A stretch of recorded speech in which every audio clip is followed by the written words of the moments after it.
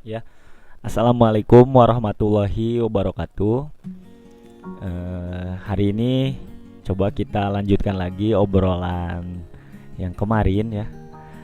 Cuman yang belum nonton podcast saya bersama Kang Hadi Albulaki, coba di search aja di channelnya beliau Hadi Albulaki dan tonton aja dulu biar enak gitu. Nah, langsung aja.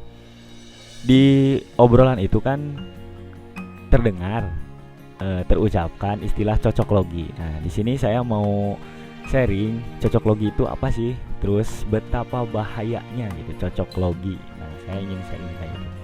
Nah, kemudian apa sih yang mengakibatkan cocok logi itu terlontar oleh Kang Hadi barangkali ya. Jadi kemarin saya punya pandangan tentang iman itu apa sih, yang kalau kata Kang Hadima ini adalah teori budi.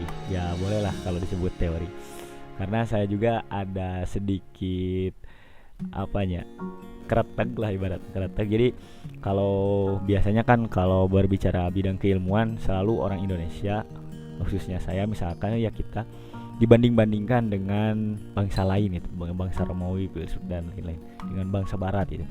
Nah, jadi saya punya pikiran, ketika misalnya kita tidak bisa membuat sebuah karya teknologi, misalnya tidak seperti Bill Gates, tidak seperti apa, tidak bisa membuat karya manufaktur lain, misalnya batur manggus bisa nyin komputer, bisa nyin mobil, kurang bisa nyin naon sih. Nah, dari kritikan-kritikan terhadap bangsa kita hari ini, saya punya pikiran, nya lamun orang tidak bisa membuat sebuah apa yang ngaran teh karya kasar gitu, produk kasar, ya cobalah buat teori gitu.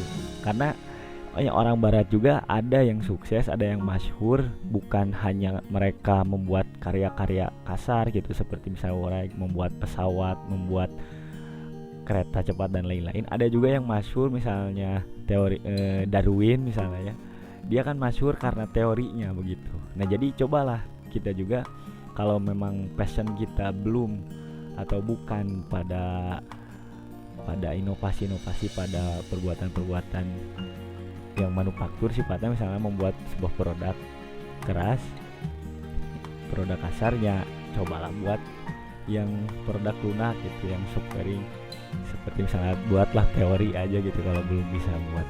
Nah, dari situ saya kan kemarin sharing bahwa iman itu menurut saya kan bisa dibaca secara simbol dari huruf-huruf Arabnya itu sendiri. Ada iman itu kan iman, alif langsung iya, matobi'i langsung man. Nah, terus di surat Al-Baqarah kan ada juga kulun amana. Nah, ada alif a, ada alif mati, hamzah mati, matobi'i itu ada man. Nah, jadi aman. Aman itu menurut saya simbol dari bagaimana a ini adalah subjek saya misalkan, langsung matobinya itu antara, kan pengantara a dan man. Nah, man ini siapa? Jadi aman itu, iman itu menurut saya adalah simbol dari saya di antara siapa sih. Nah, jadi dari situ saya mendefinisikan bahwa iman itu adalah kebertanyaan diri gitu, kebertanyaan hidup, gairah seseorang mempertanyakan sesuatu hal, mempertanyakan dirinya ada di antara siapa sih, ada kekuatan apa sih di antara dirinya. Nah, yang kemudian kan ada namanya, ada akibat nantinya teh melepaskan keakuan begitu. Jadi aku teh di antara siapa sih? Kok mohon maaf ya, misalnya saya ngambil contoh dari saya nabrak angkot nih, kok saya nggak hancur gitu. Nah, berarti kan sebenarnya ada siapa sih, ada siapa di antara saya ini, di antara kekuatan siapa gitu, ada kekuatan apa. Nah, barangkali banyaklah kejadian-kejadian yang dialami secara langsung oleh kawan-kawan yang mengalami kejadian yang di luar dugaan gitu, yang sifatnya lebih khusus lagi, yang melindungi teman-teman, yang memelihara, yang menjaga gitu. Kok bisa sih harusnya A tapi kok tidak terjadi? Nah, berarti kan dari situ kan ada timbul pertanyaan di dalam diri. saya, kita di antara siapa. Nah, saya pikir itu adalah keimanan gitu. Ketika kita merenung, kita bertanya, itu adalah iman. Karena iman itu tadi ya sebuah pertanyaan, sebuah gairah pertanyaan di dalam diri, saya di antara siapa, begitu. Nah, kalau diteruskan kan di ayat itu amana billahi wa apalagi ya? Amana billahi wa malaikatihi wa kutubihi wa rusuli. Nah, itu kan adalah pernyataan para rasul Allah gitu kan, faruqu baina hadim. Nah, itu kan dijelaskan juga bahwa Rasul-Rasul Allah itu menjawab kebertanyaan di dalam dirinya, yaitu dengan bilahi, bil malaikatihi, bil kitabihi, bil rusulihi. Nah, kalau kita misalnya secara blank, secara awam kan belum mempunyai jawaban atas pertanyaan, kok bisa sih kita seperti ini, kita seperti ini, kita seperti ini.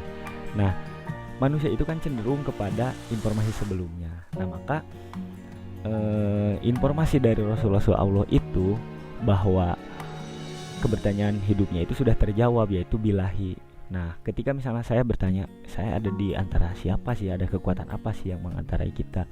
Oh, ternyata ada kekuatan Allah, ada energi yang kekal, ada energi yang absolut yang mempunyai kudrat iradat atas kehidupan ini.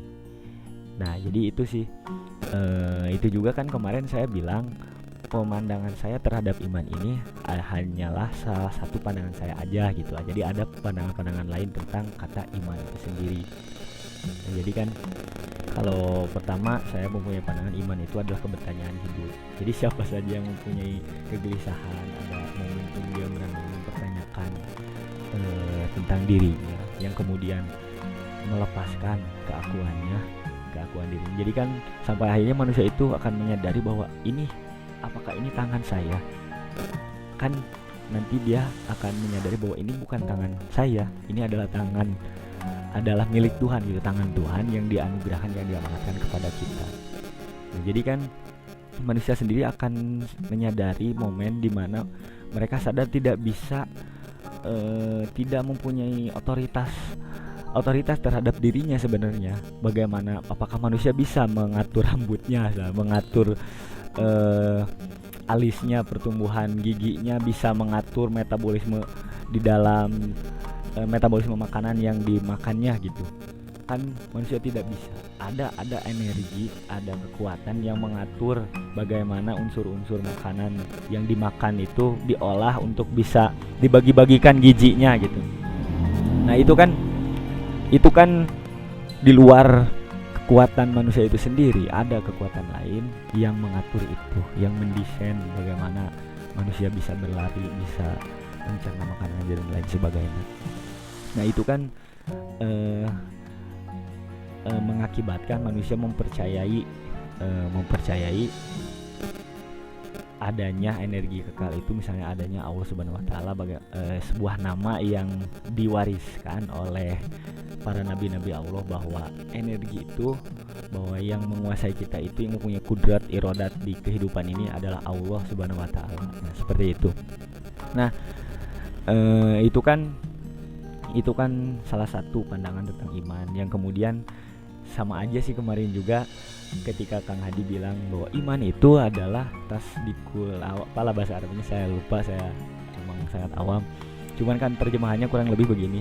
Iman itu adalah meneguhkan di dalam hati kepada keberadaan Allah dan Rasulnya, terus melafalkan, mengucapkan dengan lisan, dan melakukan dengan perbuatan. Jadi ketika kita yakin bahwa adanya Allah, adanya Rasulullah, kita tidak segan untuk mengikrarkannya, mengucapkannya dengan lisan, dan kita mengamalkan, meneladani perbuatan-perbuatan Rasulullah SAW atau Rasul-Rasul awal yang sebelumnya, dan menjalankan perintahnya dan menjauhi larangannya.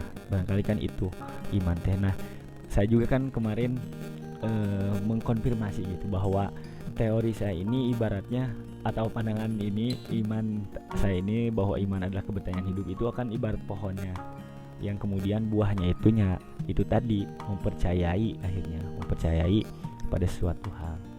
Begitu sih. Karena kan kenapa saya mempunyai pandangan seperti itu, ya saya juga kan pernah belajar bagaimana huruf-huruf Arab itu mempunyai simbol-simbol yang sangat romantis, sangat indah apabila kita mampu menyelaminya gitu. Karena saya dulu pernah belajar dengan guru saya yang mengatakan bahwa huruf ta itu yang mempunyai simbol. Kenapa sih huruf ta itu titiknya 2 di atas? Nah, itu kan mempunyai simbol seperti alat indera kita, seperti mata, seperti telinga, itu kan dua titik itunya simbol mata, yang mana mata itu kan gunanya untuk mencari sebuah informasi. Nah, guru saya juga kan bukan tanpa alasan, bukan tanpa ilmu menjelaskan simbol huruf Arab itu, karena seperti kata tasbih misalnya atau takbir itu kan diawali huruf ta. Nah, ta di sinilah difungsikan bahwa takbir itu kan artinya mencari kebesaran Allah, tahmid itu mencari kemaha terpujiannya Allah itu apa sih.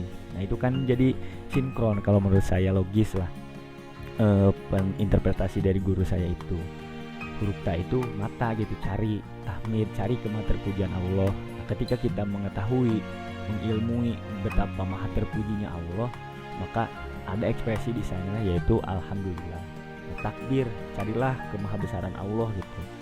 Nah, kita kan mencari betapa maha besarnya Allah. Nah, setelah menemui beberapa kebesarannya, maka ada ekspresi Allahu Akbar gitu yang keluar dari kita. Nah, dari situ kan saya ya belajar gitu, akhirnya mempelajari, ternyata iya ya, huruf Arab itu ada simbol-simbolnya.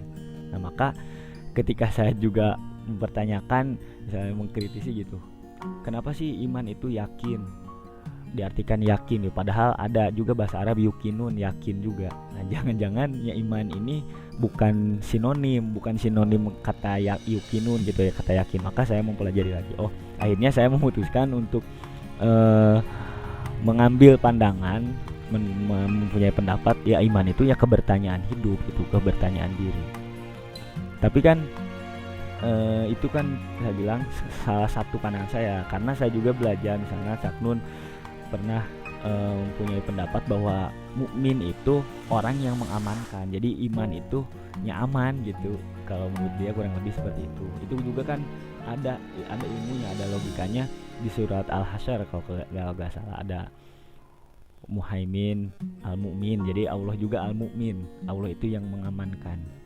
Nah, itu kan bisa menjadi bahan untuk mempelajari, bahan belajar gitu. Bagaimana orang mukmin itu yang dipahami sebagai orang beriman, ya maksudnya orang yang mengamankan gitu, yang mempunyai gairah hidup untuk saling mengamankan satu sama lain gitu. Kalau muslim adalah orang yang mempunyai gairah hidup untuk saling menyelamatkan satu sama lain. Nah, berarti kan kita juga bisa mempunyai pandangan yang lain, pandangan selanjutnya bahwa iman itu nyaman itu sendiri, mukmin itu, orang beriman itu orang yang mempunyai gairah untuk saling mengamankan.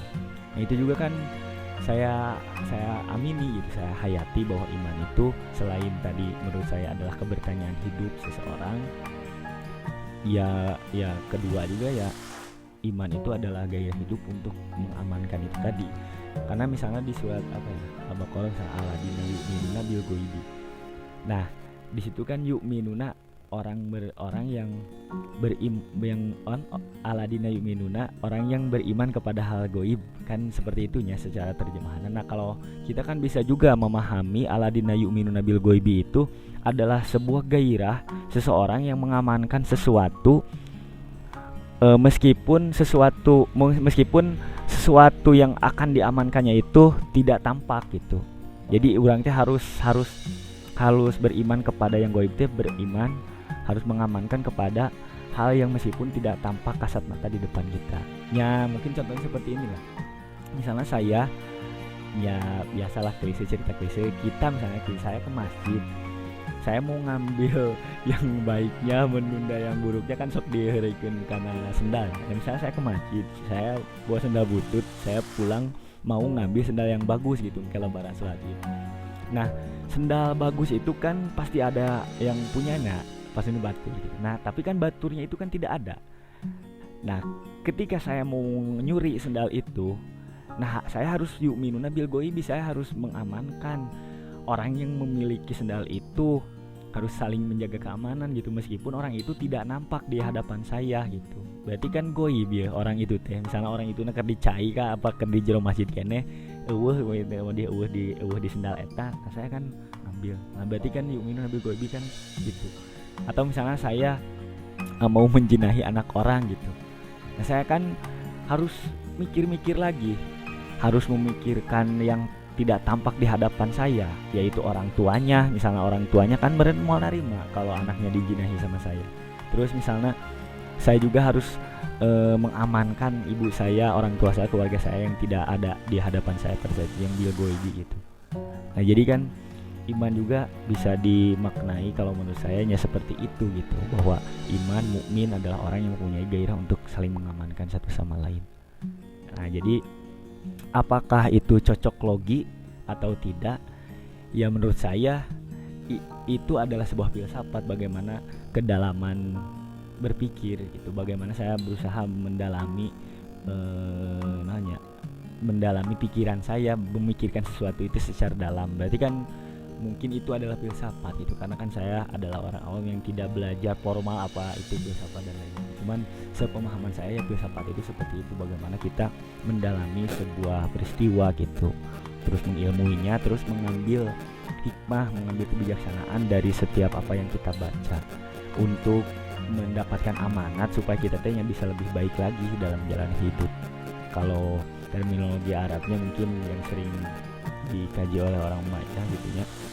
Yang bagaimana dari setiap ilmu yang kita bijaksanai itu ya harus bisa membuat kita wasjud waktari gitu, membuat kita lebih sujud, lebih tunduk kepada Allah lagi dan lebih merasa dekat lagi dengannya. Jadi menurut saya pembacaan terhadap sebuah peristiwa, terhadap sebuah hal apapun itu ya tidak ada masalah kalaupun itu dicocok-cocokkan, menyocok-cocokkan seperti itu. Jadi kalau menurut saya cocok logi itu ya berbahaya sih. Berbahaya karena bisa membuat orang itu menjadi penuh kemesraan hidupnya. Jadi apanya punya kedaulatan berpikir gitu. Kan kalau orang yang sudah mempunyai kedaulatan berpikir kan bahaya gitu. Karena kan nantinya bisa menimbulkan bersik radikalisme dan lain-lain. Radikalisme berpikir kan itu berbahaya gitu. Berpikir radikal itu sangat berbahaya.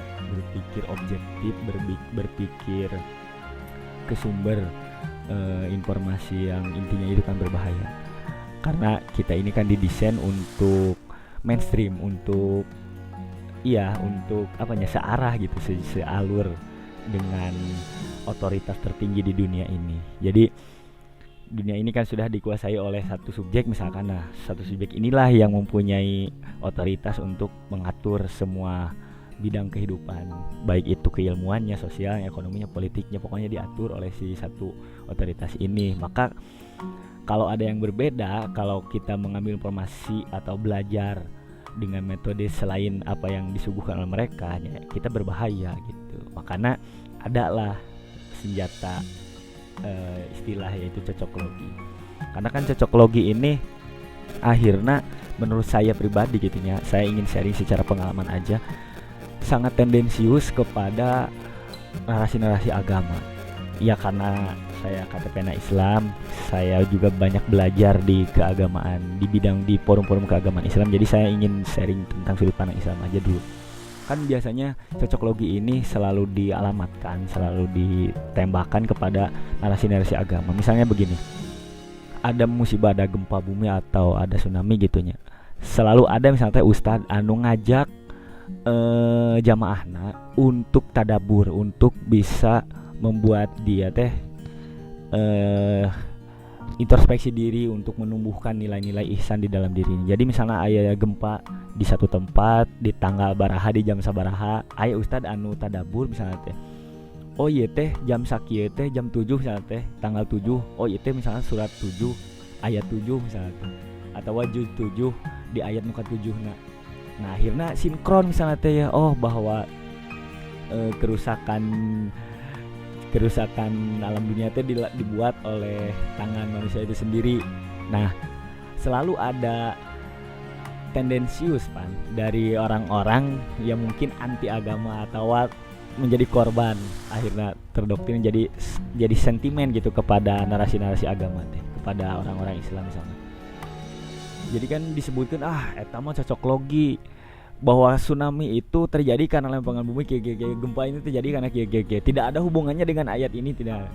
Nah itu kan cocok logi itu kalau sepengalaman saya nya itu dipakai untuk menyerang gitu, untuk sentimen dan lain-lain. Atau misalnya ada orang yang memaknai sebuah karya, khususnya karya lagunya. Misalnya ada sebuah lagu, sana saya ya mempunyai interpretasi bahwa lagu Judika itu adalah lagu yang tauhid, yang mendorong orang itu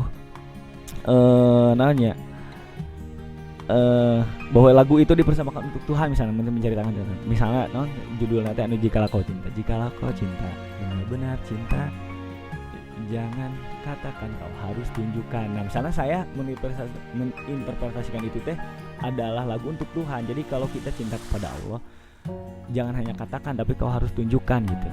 Nah itu kan selalu diserang, misalnya ada yang menyerang, siapa cocok logi bud, katakan lagu dari Judika untuk seseorang cewek misalkan gitu, atau kepada manusia lah. Nah kalau saya menginterpretasikannya kepada keagamaan gitu, kepentingan agama, misalnya saya disebut cocok logi gitu. Apalagi kalau misalnya Judika sendiri punya klarifikasi, misalnya punya penjabaran bahwa lagu ini latar belakangnya ini, maksudnya begini, otomatis kan saya semakin dihujat gitu, tidak sesuai cocok logi. Padahal kan kalau setahu saya ya karya seni itu menjadi multitafsir, bagaimana kemudian dibaca oleh si penerimanya gitu. Dan yang saya pahami ketika saya membuat puisi dan ketika saya sharing misalnya bedah puisi, kan kata sastrawan, kalau dulu saya ingat di sekitar 2018 atau 2017, sastrawan nasional di Purwakarta yaitu Kang Rudi Aliruda pernah berkata bahwa puisi yang baik itu adalah puisi yang bisa dimaknai secara bebas oleh pembacanya. Kurang lebih seperti itulah dulu. Kalau misalnya saya salah ya silahkan dikoreksi Kang Rudi khususnya. Nah jadi kan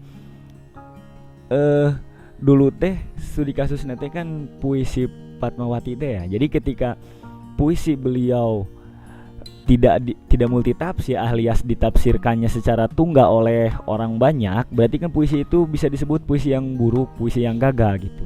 Sedangkan karena puisi yang bagus itu adalah puisi yang ketika dibaca oleh 10 orang yang mempunyai 10 makna seperti itu. Nah jadi kan lagu itu menurut saya apa bedanya dengan sebuah puisi? Kan tidak ada bedanya. Jadi menurut saya ya saya bebas untuk menginterpretasikan lagu yang saya dengarkan gitu, untuk menjadi amanat positif bagi saya sebagai pendengar lagu tersebut. Dan saya rasa Judika lamun mendengar penafsiran saya tentang lagu beliau, bahwa lagunya itu adalah bagaimana hubungan manusia dengan Tuhan, saya kira dia tidak akan marah-marah amat lah, justru mungkin akan senang, Budi punya interpretasi yang berbeda. Saya kira sih seperti itu. Karena kalau saya pribadi sebagai orang yang pernah nulis lagu, orang yang pernah nulis puisi, ya saya seneng aja, sangat seneng bahkan kalau karya saya diinterpretasikan berbeda dengan saya sendiri.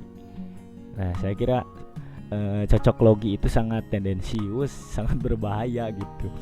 Karena bisa jadi orang yang ngomong cocok logi ini tidak paham cocok logi itu apa dan punya kepentingan ideologis untuk menggunakan cocok logi itu. Bisa jadi untuk mematahkan argumentasi seseorang, untuk membantah interpretasi seseorang supaya interpretasi mereka yang diangkat, yang dipeluk gitu. Karena begini, kalau cocok logi itu adalah mencocok ilmu untuk mencocok-cocokkan, ya apa bedanya dengan filsafat gitu? Karena begini, ketika ada seseorang memaknai sebuah logo, itu kan seseorang itu disebut sedang berfilosofi, sedang berfilsafat.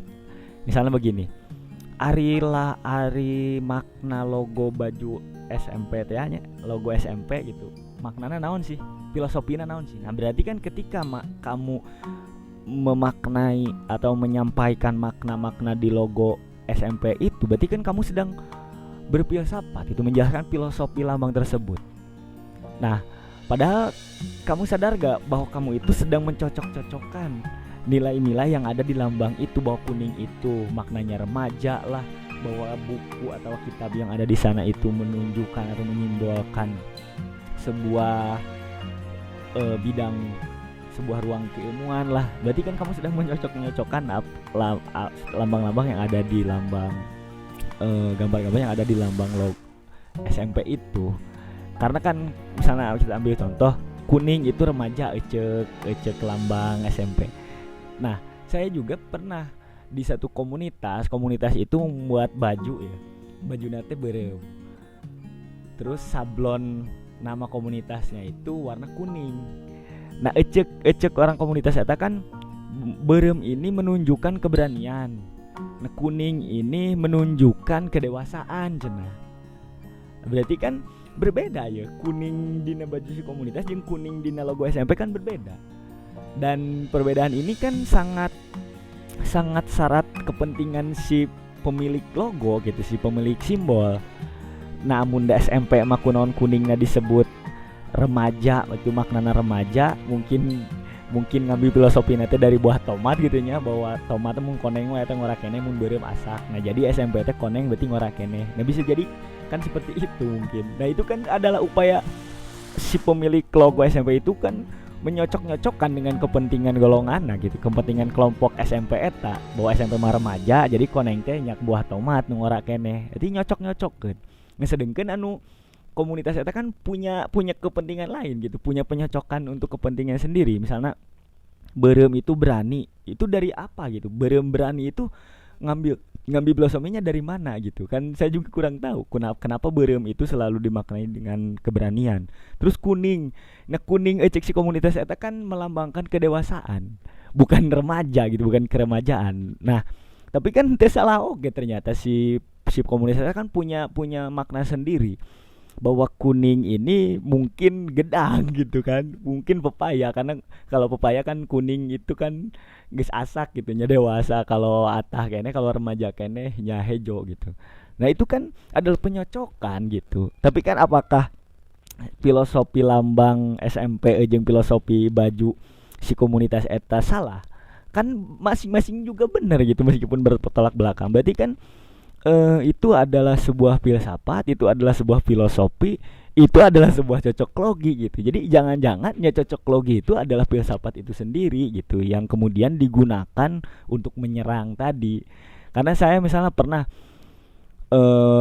gini bilang gitunya, mentadaburi bahwa sholat itu 17 rakaat dalam satu hari itu karena itu selaras dengan surat Al-Isra, surat ke-17 di ayat pertama yang menceritakan Isra Miraj, untuk menunjukkan bahwa Isra Miraj itu benar loh gitu. Isra Miraj itu benar, bukan hayalan, bukan buatan, narasi buatan dari Muhammad SAW, karena itu sangat menyimbolkan kebenaran Isra Miraj itu kan hasilnya teh 17 rakaat ya kan, salat 5 waktu dalam sehari. Nah, itu diabadikan lah dengan urutan Al-Isra itu, Al-Isra ayat surat 17 ayat 1 gitu. Nah, maka benar gitu Isra Miraj teh eta polana seperti itu. Nah, saya kan langsung diserang misalnya eta mah cocok logi gitu, cocok logi. Nah, itu kan filsafat supaya saya teh henteu ragu gitu kepada Isra Miraj, karena Isra Miraj tadi gitu pola-polana seperti itu. Hasilnya teh 17 rakaat dalam satu hari. Oh benar, berarti surat Al-Isra surat 17 ayat hiji gitu.